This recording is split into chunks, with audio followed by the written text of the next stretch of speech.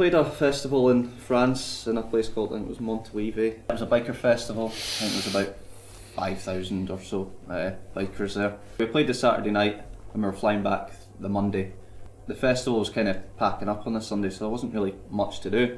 And I had a quick look on Google Maps, so there was a beach about a couple of miles away. So we're just casually walking kind of down the street, past all these motorbikes, and then it was Craig, of all people, spotted a bar on the other side of the road. He was like, "Do you want to go in and get a drink?" Walked over, had a drink, and then moved on further towards the beach, but then there was another bar.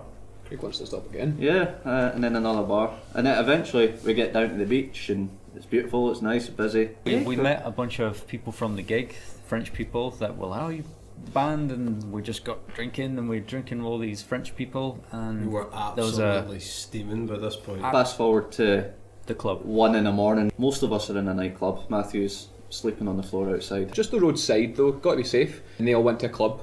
The bouncer hit me in the face. He tried to get me into the club while I slept outside of the I club. didn't want to leave him. And the bouncer was understandably, he wasn't into it, and I don't understand that. It must be a French thing. And Craig gets a bit of a black eye from this giant man.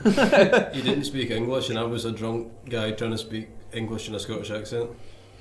Me and Mark go into the club and leave these guys outside, and we drink with random French people. Come outside to find Matthew sleeping on the floor. Craig's been punched with a big black eye, and then we're like, "Whoa, what happened to you guys?" Carry on. We start moving on elsewhere, and Matthew can no longer move. So Craig, in the middle of a very quiet area of France at this point, is screaming at Matthew to man up and get up. But Matthew's just on the floor, lying there.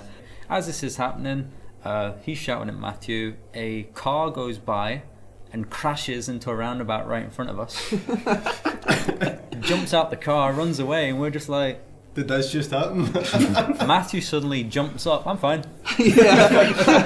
After being dropped on my head by Craig. Mark's disappeared.